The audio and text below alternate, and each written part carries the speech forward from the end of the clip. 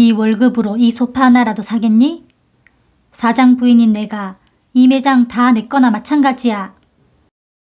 손이 제 뺨을 향해 날아오던 순간 저는 그 손목을 그대로 낚아챘습니다.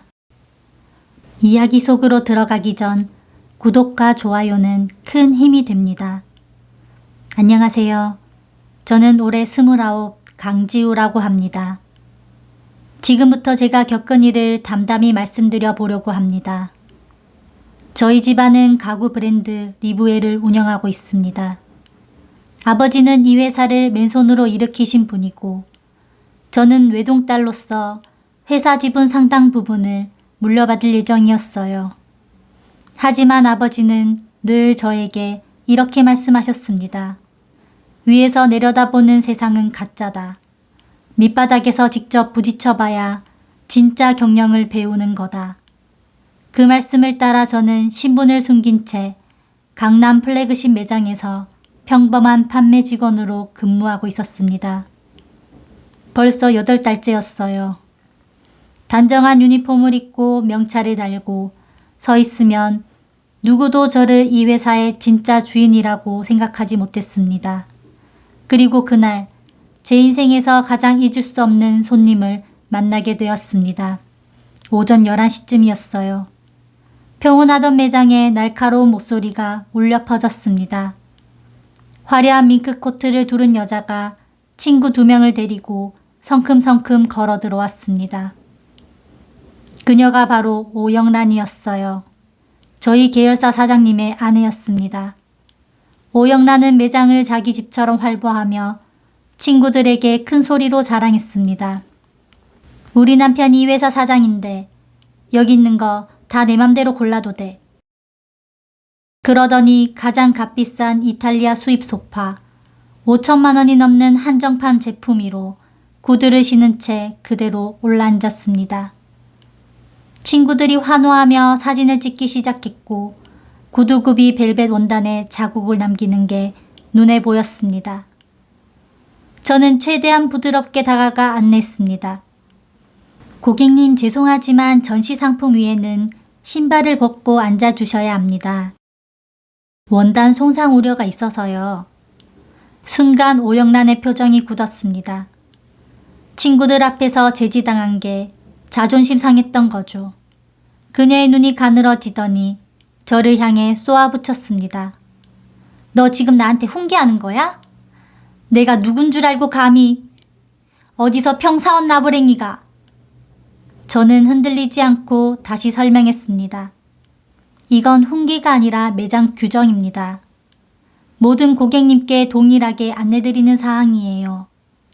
하지만 오영란은 제 말을 전혀 듣지 않았습니다. 오히려 친구들을 향해 목소리를 높였습니다. 얘들아, 내가 누군지 알아? 우리 남편이 이 회사 사장이야. 여기 있는 거 다 우리 거나 마찬가지라고.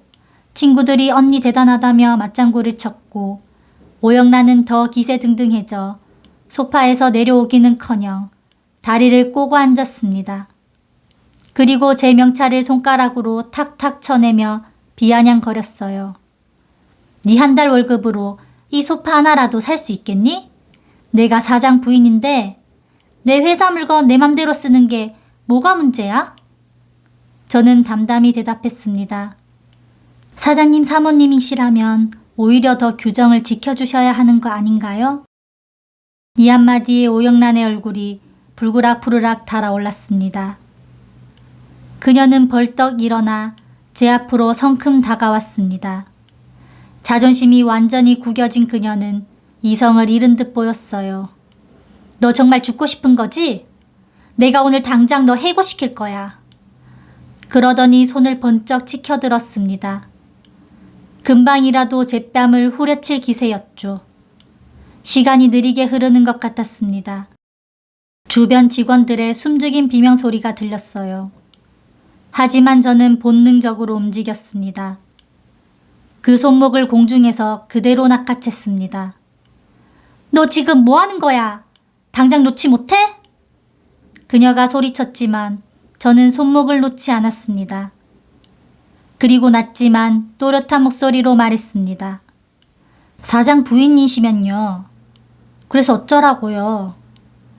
매장 안이 순식간에 조용해졌습니다. 모두가 얼어붙은 듯 저희를 바라봤어요.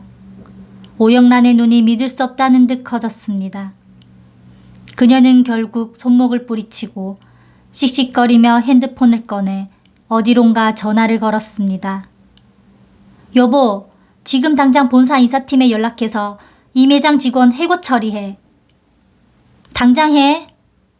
전화를 끄는 그녀는 승리자처럼 저를 비웃으며 친구들과 함께 매장을 빠져나갔습니다. 무거운 정적이 흘렀습니다.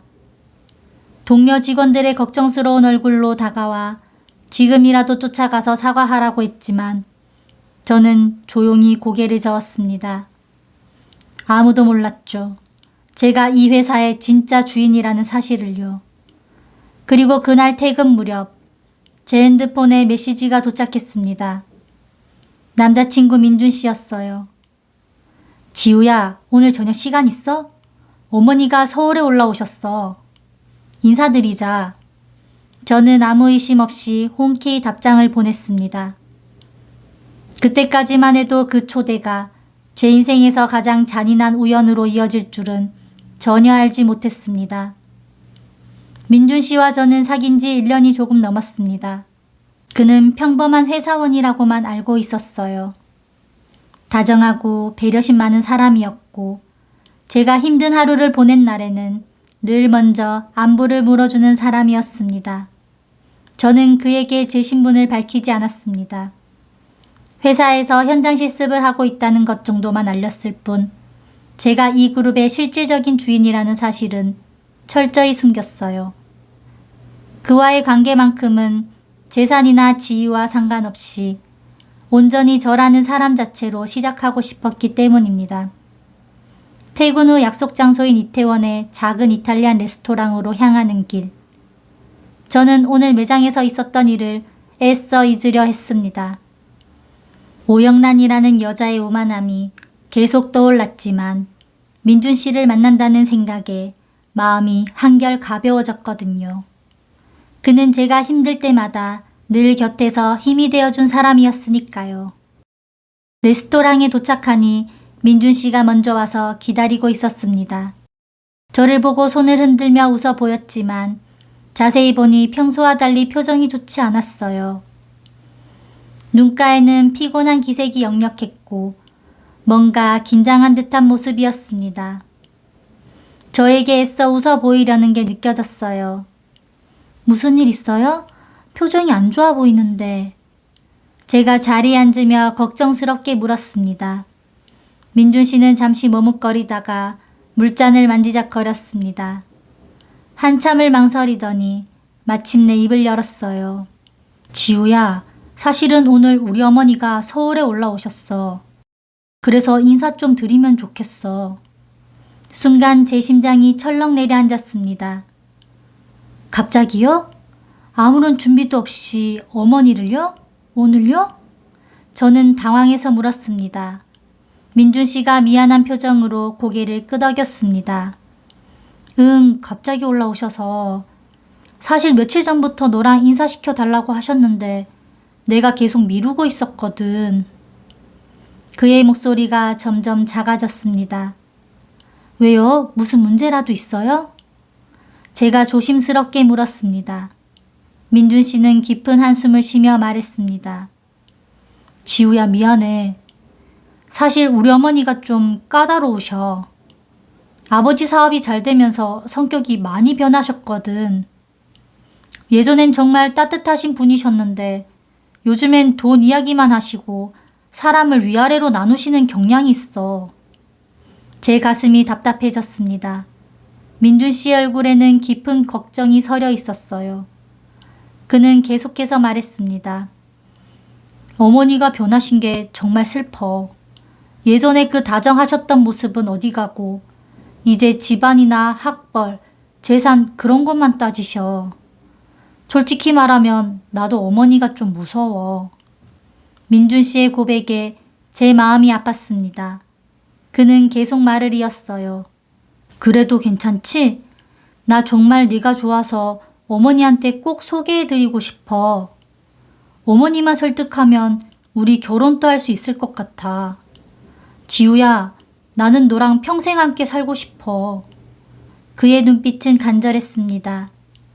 저는 그의 손을 잡으며 애써 밝게 웃었습니다. 괜찮아요. 저 인사 잘할 수 있어요. 걱정 마요. 하지만 마음 한구석에서는 불길한 예감이 스쳤습니다. 민준 씨가 제 손을 더욱 꼭 잡았어요. 고마워, 지우야. 그런데 한 가지만 더 말해줄게. 어머니가 내 직업에 대해 물어보실 거야. 나는 내가 가구 회사에서 일한다고만 말씀드렸어. 그냥 평범한 회사원이라고. 자세한 건 말씀드리지 않았어. 그가 조심스럽게 말했습니다. 저는 고개를 끄덕였습니다. 알았어요. 걱정하지 마요. 사실 제 신분을 숨기고 있는 건 제 선택이었으니까요. 하지만 민준 씨가 어머니에 대해 저렇게까지 걱정하는 걸 보니 뭔가 심상치 않다는 느낌이 들었습니다. 우리는 간단히 식사를 마쳤습니다. 민준 씨는 계속 불안한 표정이었고 저도 긴장되기 시작했어요. 식사를 마치고 우리는 어머니가 머물고 있다는 호텔로 향했습니다. 택시 안에서 민준 씨는 제 손을 꼭 잡고 놓지 않았습니다. 지우야, 어머니가 혹시 기분 나쁜 말씀하셔도 너무 상처받지 마. 어머니가 원래 좀 직설적이셔서 나는 항상 네 편이야. 그의 말에 제 불안감은 더 커졌습니다. 강남의 고급 호텔에 도착했습니다. 화려한 샹들리에가 빛나는 로비를 지나 2층 라운지로 올라갔어요. 은은한 조명 아래 우아하게 꾸며진 공간, 클래식 음악이 잔잔히 흐르고 있었습니다. 민준 씨가 제 손을 꼭 잡으며 말했습니다. 지우야, 긴장하지 마. 내가 옆에 있을게. 다 잘 될 거야. 그런데 라운지에 들어서는 순간 저는 온몸이 얼어붙는 것을 느꼈습니다. 한가운데 테이블에 앉아있는 여자. 화려한 드레스를 입고 목에는 굵은 진주 목걸이를 두른 그 여자의 얼굴이 낯설지 않았습니다. 아니, 낯설지 않은 정도가 아니었습니다. 그 여자는 다름 아닌 오늘 낮 매장에서 저를 그토록 괴롭혔던 바로 그 사람이었습니다. 제 발걸음이 그대로 멈춰섰습니다. 숨이 막히는 것 같았어요. 이럴 수가. 세상에 이런 일이. 저는 제 눈을 의심했습니다. 하지만 분명했습니다. 저 여자, 오영란이었습니다. 시간이 멈춘 것 같았습니다. 오영란은 와인잔을 손에 든 채 주변을 훑어보고 있었어요. 어머니, 민준 씨가 반갑게 손을 흔들며 다가갔습니다. 그 순간 오영란 또 고개를 돌렸습니다. 그리고 저와 눈이 마주쳤어요. 오영란의 눈이 순간 커지더니 이내 가늘어졌습니다. 그녀의 입가엔 차가운 미소가 번졌어요. 마치 먹잇감을 발견한 사냥꾼 같은 표정이었습니다. 어머, 너였니? 그녀의 목소리는 낮았지만 냉기가 서려 있었습니다. 민준 씨가 어리둥절한 표정으로 우리를 번갈아 보며 물었어요. 어머니, 지우를 아세요? 오영란은 천천히 와인잔을 내려놓으며 자리에서 일어섰습니다. 알지. 당연히 알고 말고. 그녀의 눈빛이 날카로워졌어요. 오늘 낮에 우리 회사 매장에서 나한테 말대꾸하던 그 건방진 직원 아니냐? 그녀의 목소리가 점점 커졌습니다. 주변 사람들이 하나둘씩 이쪽을 쳐다보기 시작했어요. 민준 씨가 완전히 당황해서 저를 바라봤습니다. 지우야, 이게 무슨 소리야? 어머니, 무슨 말씀이세요? 저는 입술을 깨물었습니다. 이런 최악의 상황을 누가 상상이나 했을까요? 제가 사랑하는 사람의 어머니가 하필이면 오늘 낮에 만났던 그 오만한 여자라니. 오영란은 천천히 제게 다가왔습니다. 고급 향수 냄새가 코를 찔렀어요. 그리고는 제 얼굴을 위아래로 훑어보며 비웃음을 터뜨렸습니다. 우리 아들이 데려온다는 여자가 바로 너였구나. 세상 참 좁네. 이거 완전 운명의 장난인데? 아니, 악연이라고 해야 하나? 그녀의 웃음소리는 라운지 전체에 퍼질 것처럼 컸습니다. 어머니, 도대체 무슨 일이에요? 제발 설명 좀 해주세요. 민준 씨가 급하게 물었습니다. 오영란은 아들을 쳐다보지도 않고 저를 노려보며 말했어요. 얘야, 너 이 여자가 뭐하는 애인 줄 알아? 우리 회사 말단 계약직이야.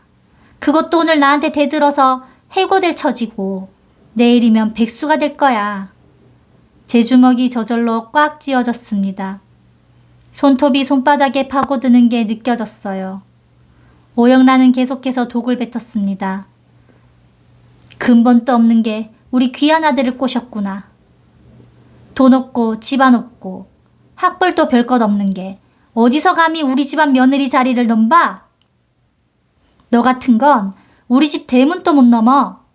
민준 씨가 저를 감싸며 소리쳤습니다. 어머니, 그게 무슨 말씀이세요? 지우는 그런 사람 아니에요. 제발 그만하세요. 그의 목소리는 떨리고 있었습니다. 하지만 오영란은 아들의 말을 한기로 흘려버렸어요. 닥쳐! 내가 뭘 한다고 그래? 이 여자 정체를 내가 오늘 똑똑히 봤어. 사장 부인한테 대드는 게 어디 정상이냐? 어리고 건방진 년이야. 그녀의 얼굴은 분노로 일그러져 있었습니다. 순간 오영란이 테이블 위에 있던 물컵을 집어들었습니다. 그리고는 주저없이 제 얼굴에 그 물을 끼얹었어요. 차가운 물줄기가 제 얼굴을 타고 흘러내렸습니다. 옷이 흠뻑 젖었고 머리카락에서 물이 뚝뚝 떨어졌어요. 화장이 번져내렸고 온몸이 얼음처럼 차가워졌습니다. 어머! 민준 씨가 경악하며 소리쳤습니다. 주변 사람들이 모두 이쪽을 쳐다봤어요. 웨이터들도 어쩔 줄 몰라 하며 서 있었습니다. 하지만 오영란은 아랑곳하지 않았습니다. 오히려 만족스러운 표정으로 저를 내려다봤죠. 이게 네 주제에 맞는 대접이야. 개천에서 용나려고 꿈꾸지 마. 그녀는 가방에서 꾸깃꾸깃한 돈 봉투를 꺼냈습니다. 100만 원권 수표가 몇 장 보였어요. 그리고는 제 가방에 거칠게 찔러 넣었습니다. 이거 받고 당장 우리 아들 인생에서 사라져. 이게 네 값이야. 어디서 근본 없는 애가 우리 집안 며느리 자리를 넘봐? 너 같은 건 우리 회사에서 청소일이나 해야 할 수준이야. 민준 씨는 눈물을 흘리며 저를 감싸 안았습니다. 지우야, 미안해. 정말 미안해. 우리 엄마가 잠시 미치신 거야. 어머니, 제발 그만하세요. 이러시면 안 돼요. 그의 목소리는 울음이 섞여 있었어요. 오영란은 냉소를 지으며 말했습니다. 예, 너 이 여자랑 계속 만날 거면 나는 너를 아들로 안 본다. 유산도 없고 집도 쫓겨날 줄 알아. 선택해. 인연이냐, 내 가족이냐. 저는 차가운 물줄기가 얼굴을 타고 흘러내리는 것을 느끼며 오영란을 바라봤습니다. 그녀의 눈에는 사람에 대한 존중은커녕 오직 급을 나누는 오만함이 가득했어요. 저는 순간 결심했습니다. 이 여자의 오만이 어디까지 가는지, 그리고 그 끝이 얼마나 처참한지 직접 보여주기로 말이죠. 그날 밤 저는 젖은 옷을 입은 채 집으로 돌아왔습니다. 민준 씨가 택시비를 쥐어주며 계속 미안하다고 했지만 저는 아무 말도 할 수 없었어요. 택시 안에서 계속 눈물이 났습니다. 분한 것도 있었지만 무엇보다 민준 씨가 그 사이에서 얼마나 괴로워할지 생각하니 마음이 아팠어요. 집에 도착해 거울을 보니 눈이 퉁퉁 부어 있었습니다. 젖은 옷을 벗고 뜨거운 물로 샤워를 했지만 오영란이 제게 퍼부은 차갑고 모욕적인 느낌은 쉽게 씻겨나가지 않았습니다. 다음 날 아침 민준 씨에게서 연락이 왔습니다. 지우야, 어젯밤 잠은 잤어? 나 정말 미안해. 어머니한테 밤새 이야기했어. 어머니가 너무 심하셨다고. 지우는 정말 좋은 사람이라고 계속 설득했어.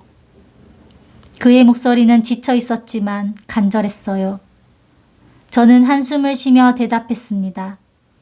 민준 씨 괜찮아요. 어머니 마음을 이해해요. 저 같은 평범한 사람이 마음에 안 드실 수 있죠.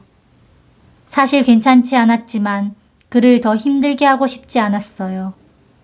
그로부터 일주일 동안 민준 씨는 매일 어머니를 설득했다고 했습니다. 부산에 계신 어머니께 전화를 수십 통 하고 주말에는 직접 내려가 무릎까지 꿇었다고 했어요. 결국 오영란은 한 발 물러섰습니다. 좋아.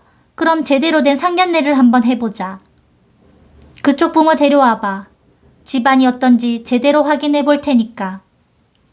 마지막 기회를 준다는 듯 차갑게 말했다고 합니다. 저녁 무렵 저는 서재로 아버지를 찾아갔습니다. 아버지는 두꺼운 경영서적을 읽고 계셨어요. 아빠, 할 말이 있어요.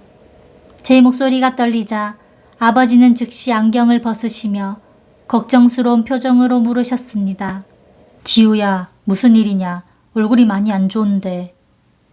현장 실습에서 무슨 일 있었니? 저는 소파에 앉아 천천히 지난 일주일 동안 있었던 일들을 말씀드렸습니다. 매장에서 오영란을 만난 일, 그녀가 친구들 앞에서 저를 어떻게 대했는지, 그 여자가 제 남자친구 민준 씨의 어머니였다는 것, 라운지에서 물을 뒤집어 쓰고 돈 봉투를 받은 일까지요. 말을 하는 동안 제 목소리는 떨렸고 눈물이 또 나려고 했지만 꾹 참았습니다. 아버지 얼굴은 점점 굳어갔어요. 이야기를 다 듣고 나서 아버지는 한참 동안 말씀이 없으셨어요. 주먹을 불끈 쥐셨다가 펴시기를 반복하셨습니다. 그러시더니 깊은 한숨을 쉬시며 제 손을 잡으셨습니다. 지우야, 아빠가 미안하구나. 내가 그런 일을 겪고 있는 줄도 모르고 아빠가 무능해서 널 지켜주지 못했네. 아빠 잘못이 아니에요. 제가 말씀 안 드린 거예요. 제가 말씀드리자 아버지는 고개를 저으셨습니다. 지우야, 그 남자와 헤어지는 게 어떻겠니? 그런 어머니를 둔 집안과 인연을 맺는 건 너무 힘들 것 같구나. 평생 그 여자한테 시달리며 살 수는 없지 않니? 저는 고개를 저었습니다. 아빠, 민준 씨는 정말 좋은 사람이에요. 민준 씨 잘못이 아니에요. 민준 씨도 어머니 때문에 엄청 괴로워하고 있어요. 저는 오영란이라는 사람이 얼마나 오만한지, 그 오만함이 얼마나 험한 것인지 보여주고 싶어요. 그리고 민준 씨를 포기하고 싶지 않아요. 제 눈빛은 단호했습니다. 아버지는 제 얼굴을 한참 들여다보시더니 물으셨어요. 그래서 아빠한테 무엇을 원하는 거냐? 저는 숨을 깊이 들이쉬고 말씀드렸습니다. 아빠, 이번 주 토요일에 상견례가 있어요. 민준 씨가 일주일 동안 어머니를 설득해서 겨우 기회를 얻었대요. 그런데 부탁이 있어요. 무슨 부탁인데? 아버지가 물으셨습니다. 저는 또박또박 말씀드렸어요. 아빠, 그날 하루만 그냥 은퇴한 평범한 노인처럼 입고 나와주세요. 회장님 같은 모습이 아니라 정말 평범하고 소박한 아저씨처럼요. 아버지가 눈썹을 치켜 올리셨어요. 평범한 노인? 왜 그래야 하는데? 저는 아버지의 눈을 똑바로 보며 말씀드렸습니다. 아빠가 직접 보셔야 해요. 제가 어떤 사람들과 가족이 될 뻔했는지. 저 사람들이 돈과 권력으로 사람을 얼마나 함부로 대하는지 말이에요. 아빠가 힘없는 평범한 사람으로 보이면 저 사람들의 진짜 본 모습이 나올 거예요. 아버지는 잠시 생각에 잠기셨습니다. 손가락으로 책상을 톡톡 두드리시며 고민하셨어요. 그러시더니 씁쓸하게 웃으시며 말씀하셨습니다. 알았다. 아빠가 연기 한번 해보마. 그 사람들 눈에 가난한 늙은이로 보이면 되는 거지? 좋아. 아빠도 궁금하구나. 저 사람들이 힘없는 사람을 어떻게 대하는지. 저는 아버지 손을 꼭 잡으며 말씀드렸습니다. 아빠, 미안해요. 이런 부탁 드려서. 그리고 아빠한테 안 좋은 말 들으실 수도 있어요. 아버지는 제 머리를 쓰다듬으시며 말씀하셨어요. 괜찮다, 지우야. 내가 사랑하는 사람이라니 아빠도 참으려 노력하마. 하지만 내 눈에서 눈물이 나게 한다면 그땐 아빠도 가만히 있지 않을 거다. 아빠는 너를 이 세상 누구보다 사랑하는 사람이니까. 아버지의 목소리는 따뜻했지만 단호했습니다. 그날 밤 저는 방으로 돌아와서도 쉽게 잠들지 못했습니다. 정말 이렇게까지 해야 하는 걸까? 몇 번이고 스스로에게 물었어요. 하지만 오영란의 그 차갑고 오만한 눈빛, 물을 끼얹던 순간에 통쾌함이 담긴 그녀의 표정이 자꾸만 떠올랐습니다. 사람을 급으로 나누는 사람에게는 그 사람이 나눈 잣대 그대로 돌려주어야 한다고 생각했어요. 그리고 무엇보다 민준 씨가 마음에 걸렸습니다.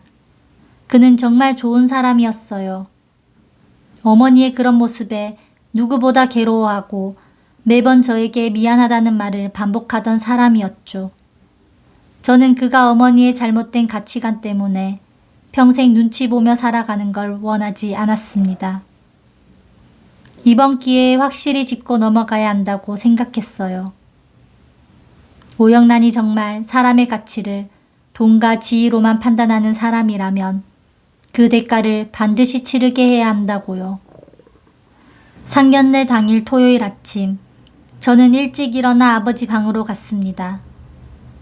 아버지는 오래된 옷장 깊숙한 곳에서 낡은 구두와 빛바랜 회색 양복을 꺼내고 계셨어요. 이게 아빠가 막 사업 시작했을 때 입던 옷이다. 한 25년도 더 됐네. 그때는 정말 힘들었지. 아버지는 추억에 잠긴 듯 옷을 쓰다듬으셨습니다. 아버지는 그 낡은 양복을 입으시며 거울을 보셨습니다. 평소 맞춤 제작한 명품 정장을 입고 당당하게 서 계시던 회장님의 모습은 온데간데 없었어요. 거울 속에는 그저 평범한, 아니 가난해 보이는 노인이 서 계셨습니다. 낡은 양복은 군데군데 색이 바래 있었고 소매 끝은 약간 닳아 있었어요. 구두는 굽이 헤어져 있었고 가죽에는 깊은 주름이 패여 있었습니다. 아버지는 평소 하시던 시계와 반지, 명품 벨트를 모두 빼셨습니다. 대신 오래된 저렴한 시계를 차시고 낡은 가죽 벨트를 매셨어요. 머리도 평소처럼 단정하게 정돈하지 않으시고 약간 헝클어진 채로 두셨습니다. 정말로 힘없는 평범한 노인의 모습이었어요. 아빠, 이렇게까지 하시지 않아도. 제가 미안한 마음에 말씀드리자 아버지는 빙그레 웃으셨어요. 괜찮다, 지호야. 아빠도 궁금하구나. 내가 이렇게 입으면 저 사람들이 어떻게 대하는지 말이야. 사람의 진짜 본 모습은 약한 사람을 대할 때 나오는 법이니까. 그게 진짜 인품이지. 우리는 함께 상견례 장소로 향했습니다. 강남의 한 고급 한정식 집이었어요. 민준 씨가 예약해둔 곳이었죠. 차 안에서 아버지는 제 손을 꼭 잡으셨습니다. 지우야, 내가 사랑하는 사람이라니 아빠도 최대한 참아볼게. 하지만 아빠는 네 편이라는 거 잊지 마라. 무슨 일이 있어도 아빠는 너를 지킬 거야. 식당에 도착하니 민준 씨가 입구에서 우리를 기다리고 있었습니다. 지우야, 민준 씨가 반갑게 손을 흔들다가 아버지를 보고는 잠시 멈칫했어요. 아버지의 낡은 차림새를 보고 놀란 표정이었죠. 하지만 곧 정중하게 인사를 올렸습니다. 안녕하세요, 아버님. 저는 정민준입니다. 지우한테 이야기 많이 들었습니다. 아버지는 고개를 끄덕이시며 말씀하셨어요. 그래, 우리 딸 부탁하네. 딸자식 시집 보내는 아비 마음이 어떤지 알겠지. 민준 씨는 네, 걱정 마세요. 제가 평생 잘 모실게요. 하며 환하게 웃었습니다. 민준 씨의 태도는 변함없었어요. 아버지의 낡은 차림새를 보고도 무시하거나 실망하는 기색이 전혀 없었습니다. 그 모습에 저는 민준 씨가 정말 좋은 사람이라는 걸 다시 한번 확인할 수 있었어요. 우리는 민준 씨 안내를 받아 예약된 방으로 들어갔습니다. 한옥 스타일로 꾸며진 고급스러운 룸이었어요. 낮은 테이블에 방석이 깔려 있었고 벽면에는 전통 그림이 걸려 있었습니다. 이미 오영란과 민준 씨 아버지 배성준이 자리에 앉아 있었어요. 오영란은 화려한 분홍색 한복을 입고 있었습니다. 값비싼 명주 한복이었죠. 목에는 굵은 금목걸이가 번쩍이고 있었고 손목에는 팔찌가 주렁주렁 달려 있었어요. 귀에는 다이아몬드 귀걸이까지. 온몸이 보석으로 치장되어 있었습니다. 배성준은 명품 정장 차림에 고급 시계를 차고 있었어요. 문이 열리자 오영란과 배성준이 고개를 돌렸습니다. 저를 보더니 오영란의 입꼬리가 비틀어졌어요. 그리고 아버지를 보는 순간 오영란의 눈빛이 확 바뀌었습니다. 아버지의 낡은 양복과 해진 구두를 위아래로 천천히 훑어봤어요. 그러더니 코웃음을 쳤습니다. 어머, 사돈 오셨네요. 오영란의 목소리는 일부러 크게 냈습니다. 하지만 그 안에는 조롱이 가득 담겨 있었어요. 앉으세요. 편하게 앉으세요. 오영란은 아버지를 가리키며 말했지만 그 태도는 전혀 정중하지 않았습니다.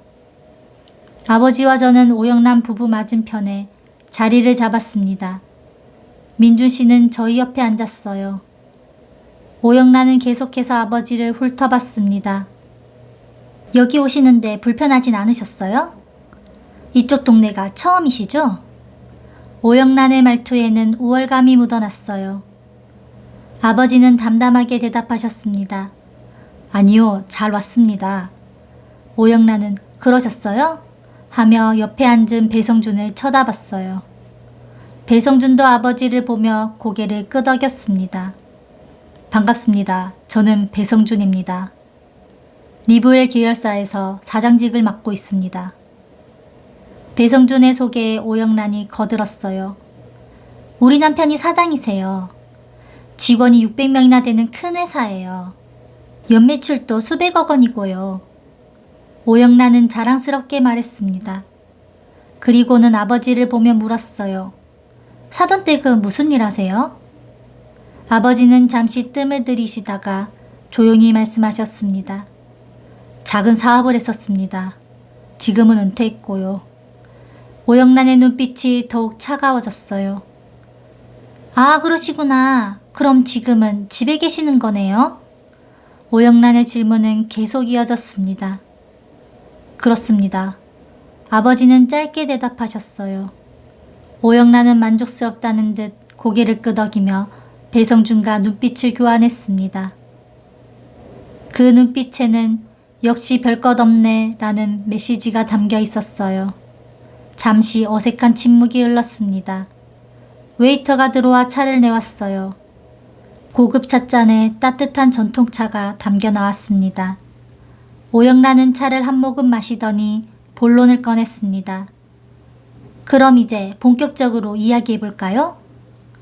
오영란은 가방에서 종이 한 장을 꺼내 테이블 위에 탁 내려놓았습니다. 이거 한번 보세요. 제가 정리한 예단 목록이에요.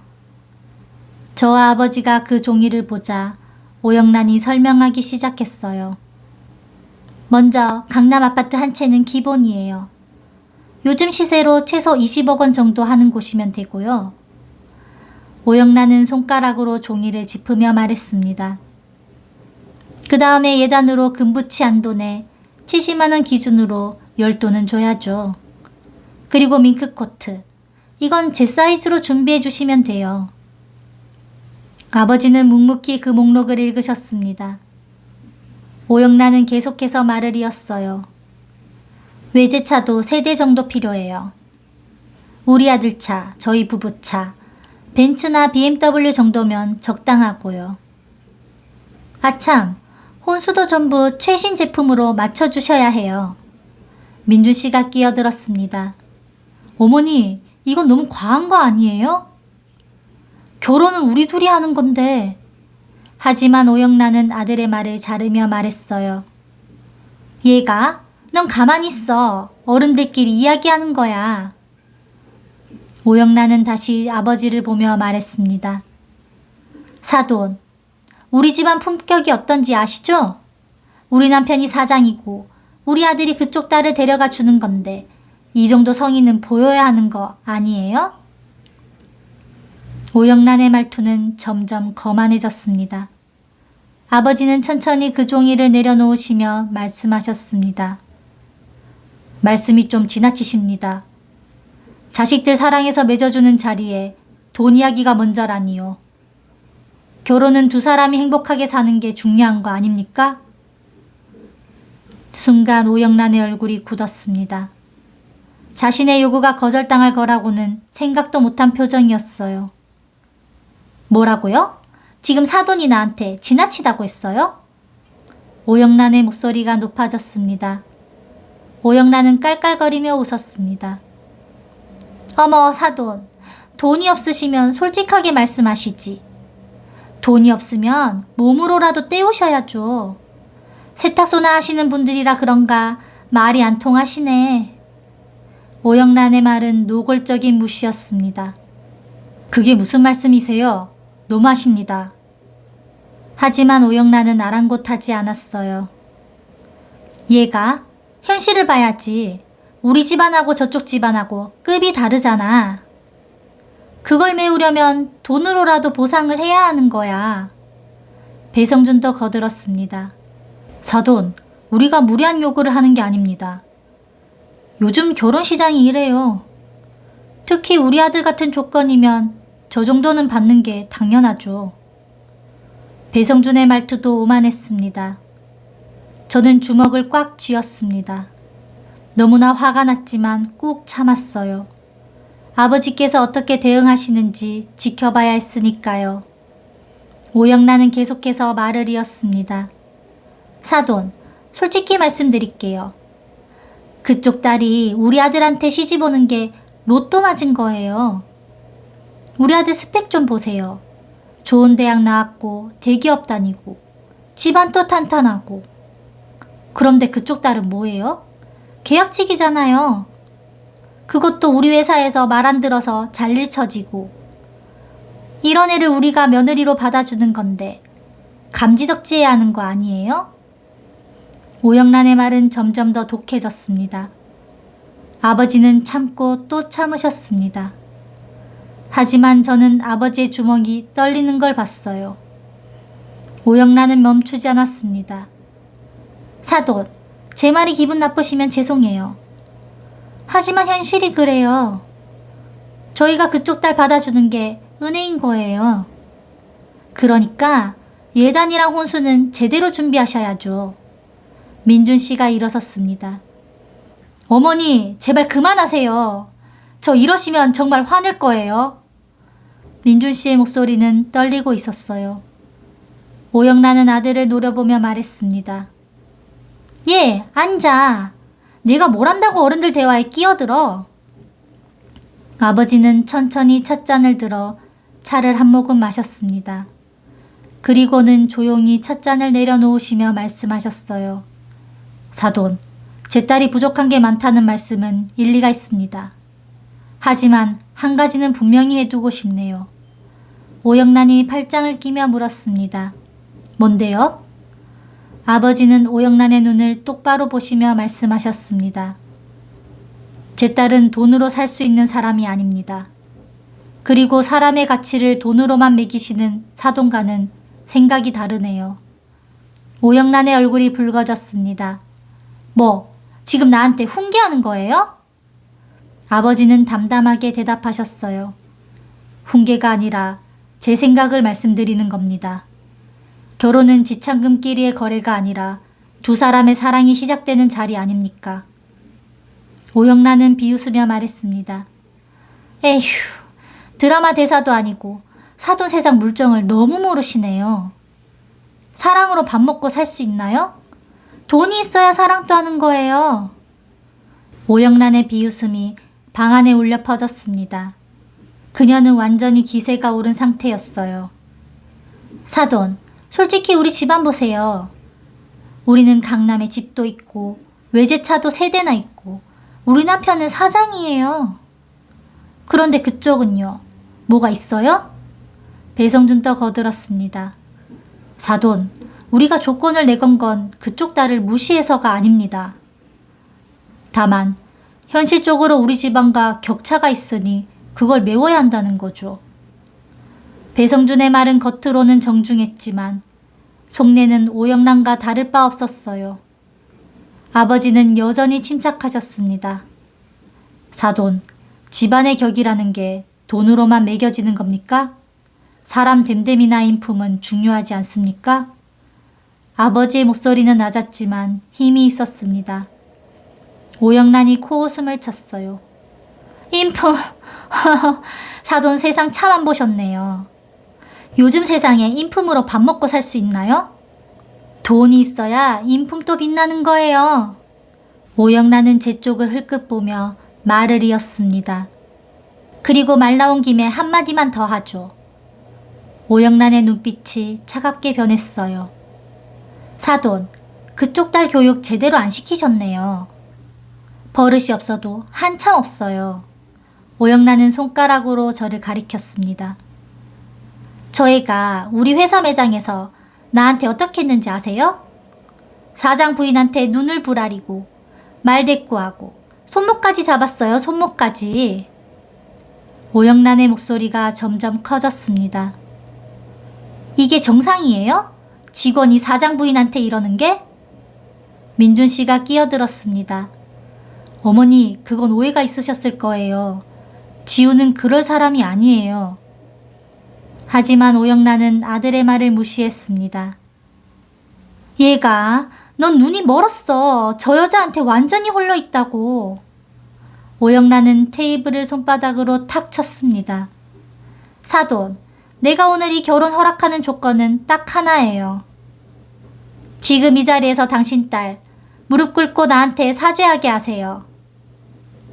매장에서 저지른 무례함에 대해 제대로 빌게 하라고요. 뭐라고요? 아버지의 목소리가 처음으로 높아졌습니다. 저도 믿을 수 없다는 표정으로 오영란을 바라봤어요. 오영란은 팔짱을 끼고 당당하게 말했습니다. 똑똑히 들으셨죠? 지금 당장 여기서 무릎 꿇고 사죄하세요. 안 그러면 이 결혼 없던 걸로 하는 거예요. 민준 씨가 벌떡 일어섰습니다. 어머니, 제발 그만하세요. 이건 아니잖아요. 지우가 뭘 잘못했다고 무릎을 꿇어요? 민준 씨의 목소리는 절규에 가까웠습니다. 어머니, 저 정말 지우 사랑해요.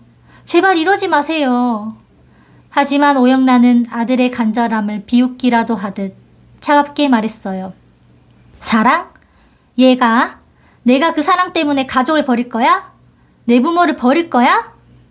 오영란은 다시 저를 보며 말했습니다.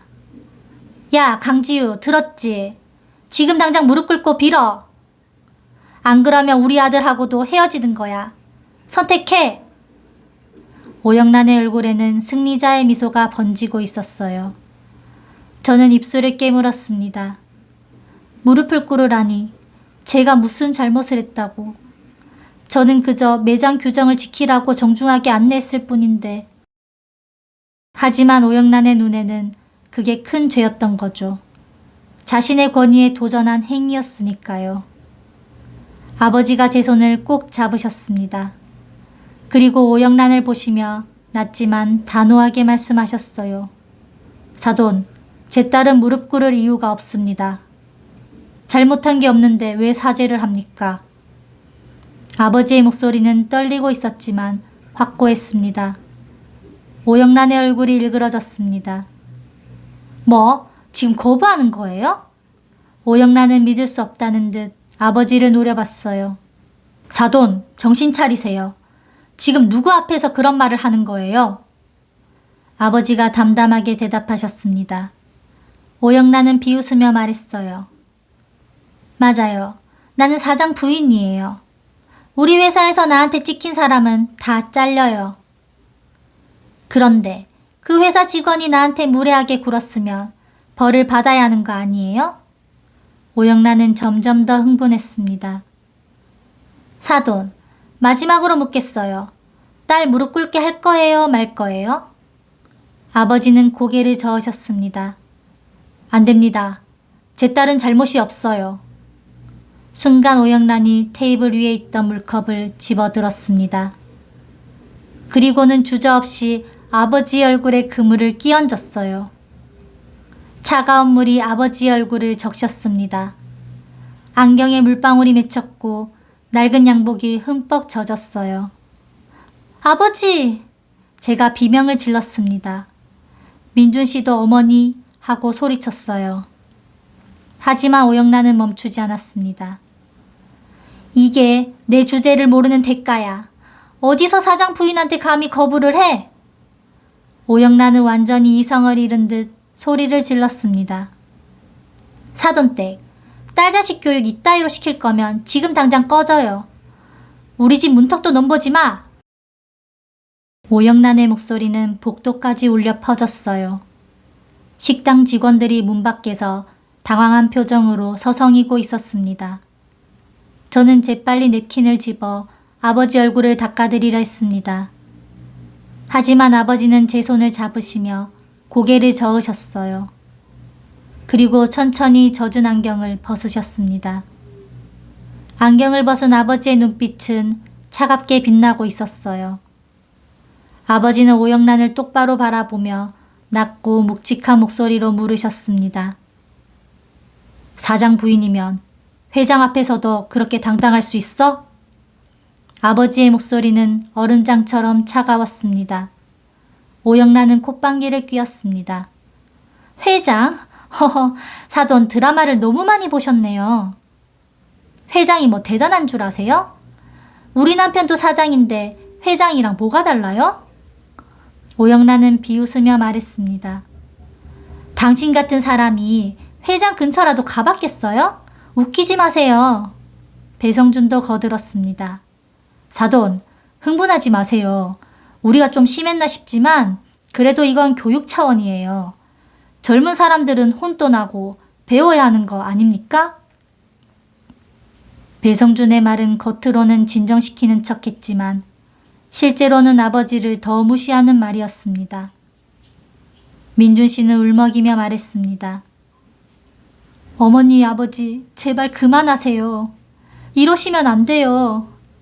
하지만 아무도 민준 씨의 말을 듣지 않았습니다.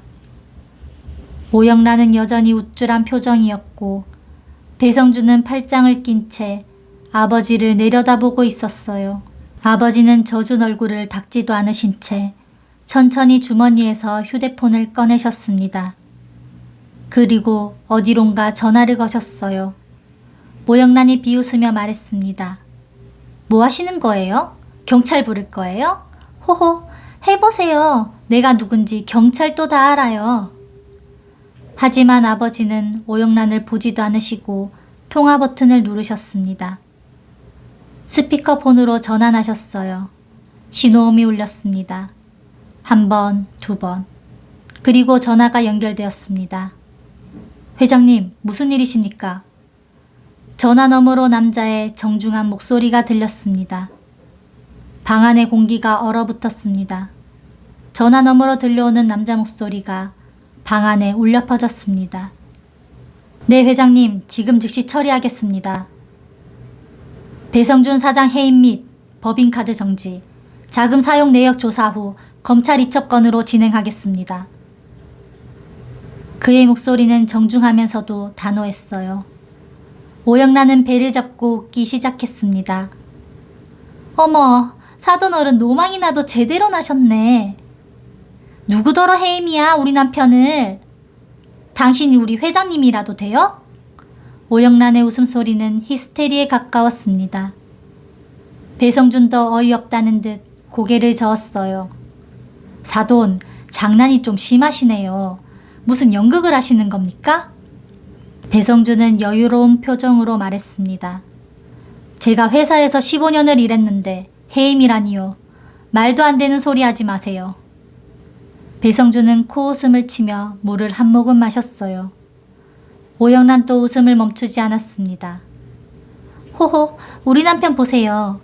저렇게 멀쩡히 앉아 있잖아요. 해임이 됐으면 진작 연락이 왔겠죠. 사돈, 정신 차리세요. 오영란은 아버지를 손가락질하며 비웃었어요. 하지만 오영란의 웃음은 채 1분을 가지 못했습니다. 바로 그때 방문이 거칠게 열렸거든요. 검은색 정장을 입은 남자들이 줄지어 들어왔어요. 선두에 선 남자는 50대 초반으로 보이는 인물이었습니다. 명찰을 보니 리브웰 그룹 비서실장이라고 적혀 있었어요. 그는 방안을 둘러보더니 아버지를 발견하고는 즉시 90도로 허리를 숙였습니다. 회장님, 늦어서 죄송합니다. 그 뒤를 따르던 임원들도 일제히 허리를 숙였어요.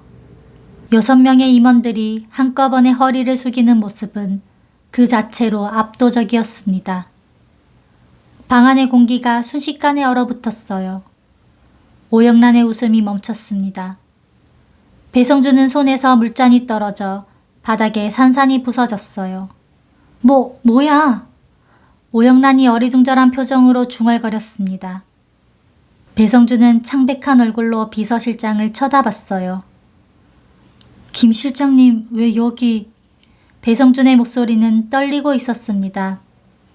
비서실장은 배성준을 차갑게 쳐다보며 말했습니다. 배성준 전 사장님, 지금부터 당신은 리브웰 계열사 사장직에서 해임되었습니다. 법인카드는 즉시 정지 조치되었고 회사에 반납하셔야 합니다. 비서실장의 목소리는 냉정했어요. 배성준이 벌떡 일어섰습니다. 뭐라고요? 해임? 김 실장님, 이게 무슨 소리예요? 제가 뭘 잘못했다고?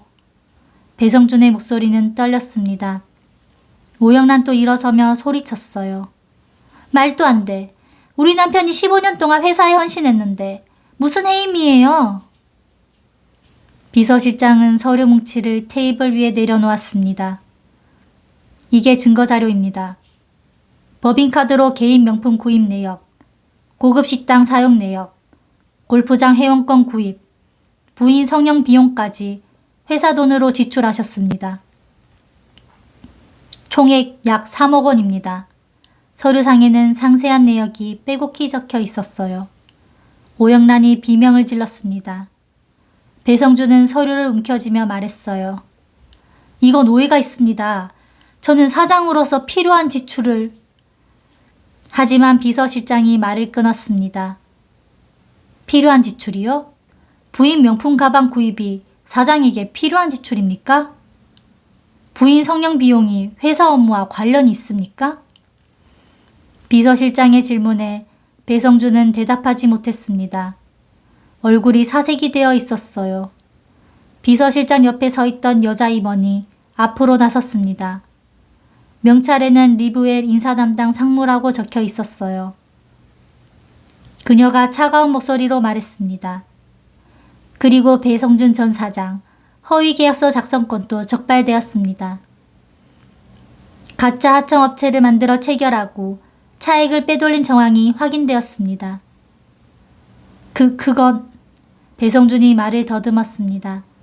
상무가 계속 말했어요. 총 비자금 규모는 5억 원이 넘을 것으로 추정됩니다. 현재 검찰의 고발 조치 진행 중이며 내일 아침 검찰 조사를 받으셔야 합니다. 상무의 말에 배성준은 그대로 주저앉았습니다. 오영란도 다리가 풀려 테이블에 손을 짚었습니다. 검찰... 오영란의 목소리는 떨렸어요. 비서실장이 또 다른 서류를 꺼냈습니다. 그리고 법인 명의로 구입한 외제차 세대, 강남 소재 아파트 한 채에 대해서도 회수 절차를 진행합니다.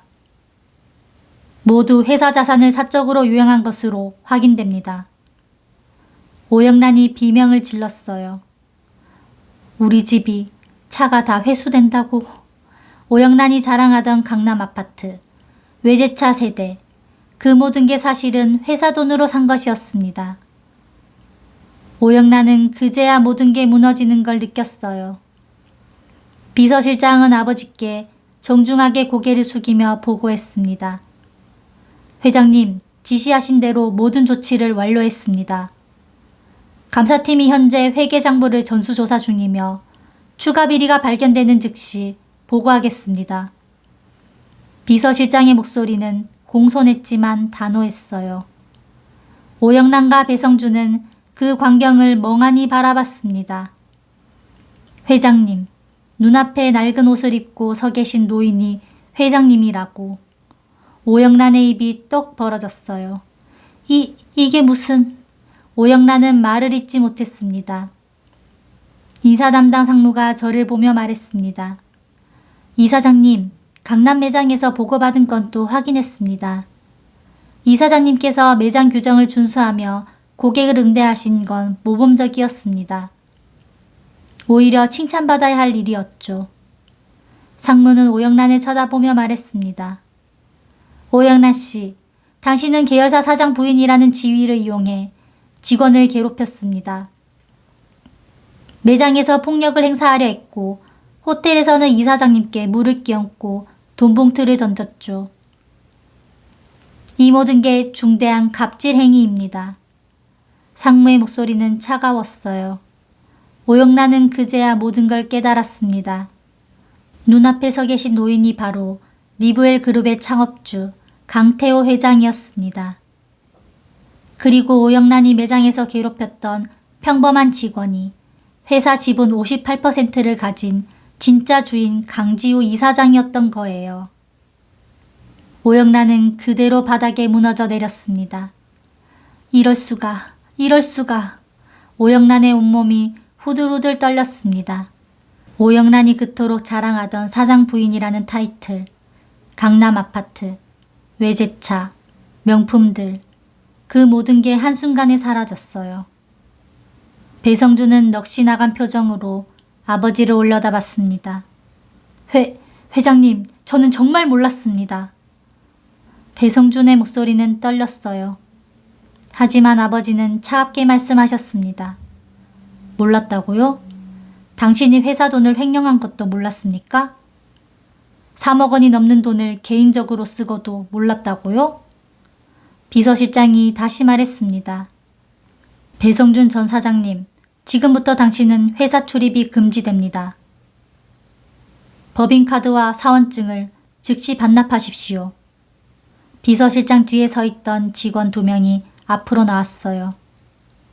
배성준은 떨리는 손으로 지갑에서 법인카드를 꺼냈습니다. 그리고 목에 걸었던 사원증도 풀었어요. 비서실장에게 건네며 배성준은 애원했습니다. 회장님, 제발 한 번만 용서해 주십시오. 제가 잘못했습니다. 저한텐 가족이 있습니다. 하지만 아버지는 단호하게 말씀하셨습니다. 당신이 제 딸에게 무릎 꿇으라고 했을 때 당신은 가족을 생각했습니까? 제 딸의 얼굴에 물을 끼얹을 때 인간으로서의 최소한의 예의를 생각했습니까? 아버지의 목소리는 차갑고 단호했어요. 오영란이 기어와 제 구두를 붙잡았습니다. 이사장님, 지우야, 내가 미쳤었어. 내가 눈이 멀었어. 우리 남편 한 번만 살려줘. 제발. 오영란은 제 발밑에서 머리를 조아리며 울부짖었습니다. 화려했던 한복은 바닥에 쓸며 더러워졌고 목에 걸렸던 금목걸이는 흔들렸어요. 민준 씨는 고개를 숙인 채 아무 말도 하지 못했습니다. 그의 눈에서도 눈물이 흘러내렸어요.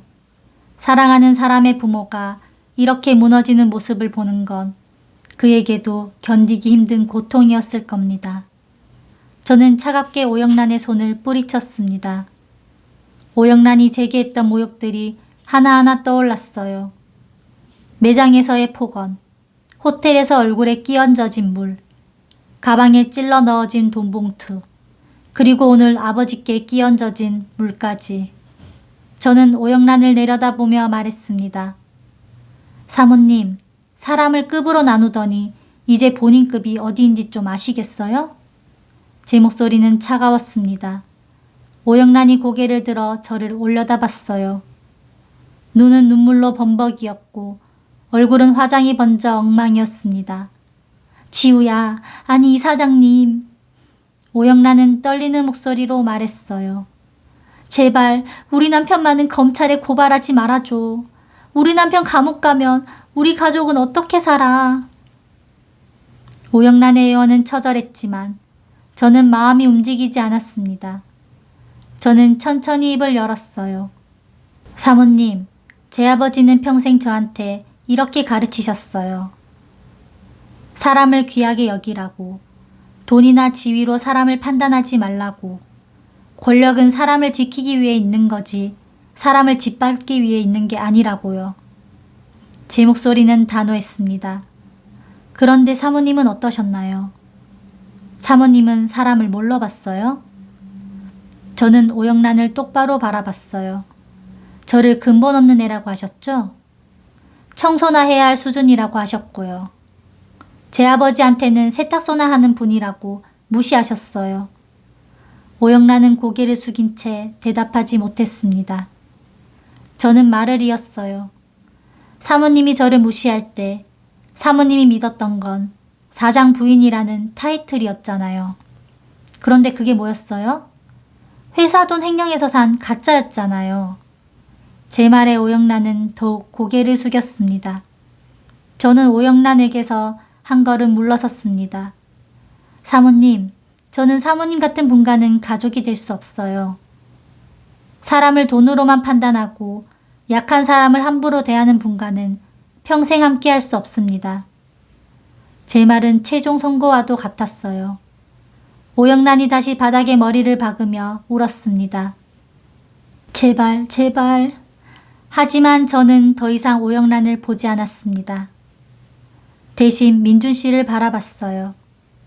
민준 씨는 고개를 숙인 채 눈물을 흘리고 있었습니다. 민준 씨, 제가 조용히 불렀습니다. 민준 씨가 천천히 고개를 들었어요. 그의 눈은 빨갛게 충혈되어 있었습니다. 지우야.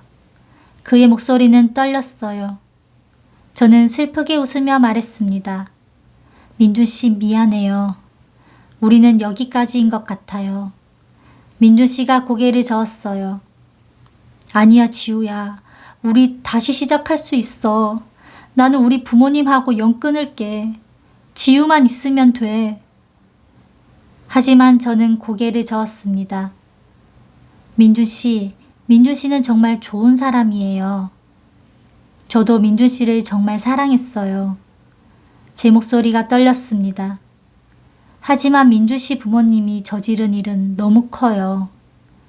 그리고 민준 씨가 부모님과 연을 끊는다 해도 저는 평생 이 상처를 안고 살아야 해요. 민준 씨의 눈에서 눈물이 주르륵 흘러내렸습니다. 지우야, 정말 미안해. 내가 우리 부모님을 제대로 못 말렸어. 다 내 잘못이야. 민준 씨는 제 손을 잡으려 했지만 저는 손을 뒤로 뺐어요. 민준 씨 잘못이 아니에요. 하지만 우리는 여기서 끝내는 게 맞는 것 같아요. 민준 씨도 새로운 인생을 사세요. 저도 그럴게요. 제 말에 민준 씨는 무너지듯 고개를 숙였습니다. 그의 어깨가 떨렸어요. 아버지가 제 어깨에 손을 올리셨습니다. 지우야, 가자. 아버지의 목소리는 따뜻했지만 단호했어요. 저는 고개를 끄덕이고 아버지를 따라 일어섰습니다. 오영란이 마지막으로 소리쳤어요. 이사장님, 회장님, 제발 한 번만 더 기회를 주세요. 하지만 아버지는 뒤돌아보지 않으셨습니다. 아버지는 비서실장을 보시며 말씀하셨어요. 김 실장, 법대로 처리하게. 횡령 건은 검찰에 고발하고 회사 자산 회수도 빠짐없이 진행해. 네, 회장님, 명심하겠습니다. 비서실장이 공손하게 대답했습니다. 아버지는 배성준을 보시며 마지막으로 말씀하셨어요. 배 사장, 아니 배성준 씨, 당신은 회사에서 15년을 일했소. 그동안 회사가 당신을 믿고 계열사를 맡겼는데 당신은 그 신뢰를 배신했소. 배성준은 고개를 숙인 채 대답하지 못했습니다. 아버지는 계속 말씀하셨어요. 당신이 회사 돈을 횡령한 것도 문제지만 더 큰 문제는 당신의 오만함이었소. 사장이라는 지위를 이용해 사람을 함부로 대하고 직원들을 무시했어. 그게 가장 큰 죄여. 아버지는 오영란 또 보시며 말씀하셨습니다. 오영란 씨, 당신은 사장 부인이라는 타이틀에 취해 사람들을 깔보고 무시했소. 하지만 진짜 명품은 몸에 걸친 로고가 아니라 마음에서 우러나오는 인품이라는 걸 당신은 이제야 깨닫겠지. 오영란은 바닥에 엎드린 채 흐느꼈습니다. 아버지는 더 이상 말씀하지 않으시고 저의 손을 잡으셨어요. 가자, 지우야. 우리는 함께 방을 나섰습니다. 뒤에서 오영란의 통곡 소리가 들렸지만 저는 뒤돌아보지 않았습니다. 복도를 걸으며 아버지가 제게 물으셨어요. 지우야, 괜찮니? 저는 고개를 끄덕였습니다. 네, 아빠, 괜찮아요. 오히려 후련해요. 사실이었어요. 가슴 한편이 아프긴 했지만 오영란의 오만함에 제대로 된 대가를 치르게 한 것에 후련함을 느꼈습니다. 아버지는 제 머리를 쓰다듬으시며 말씀하셨어요. 지우야, 오늘 아빠가 배웠다. 사람은 누구나 자신의 급을 스스로 만든다는 것을. 오영란 씨는 돈과 지위로 자신의 급을 높이려 했지만 결국 그 오만함이 자신을 무너뜨렸구나. 아버지의 목소리는 깊은 교훈을 담고 있었어요. 저는 아버지의 손을 꼭 잡으며 말씀드렸습니다. 아빠, 고마워요. 오늘 아빠가 아니었으면 저는 평생 그 사람들한테 무시당하며 살았을 거예요. 아버지는 고개를 저으셨어요. 아니다, 지우야. 내가 먼저 당당하게 맞섰잖니. 아빠는 그저 내 뒤를 지켜준 것뿐이야. 우리는 식당을 나와 주차장으로 걸어갔습니다. 밤하늘에는 별이 총총히 빛나고 있었어요. 저는 하늘을 올려다보며 생각했습니다. 사람의 진짜 가치는 돈이나 지위가 아니라 그 사람의 인품에서 나오는 거라고. 오영란은 그걸 너무 늦게 깨달았어요. 차에 타며 아버지가 말씀하셨습니다.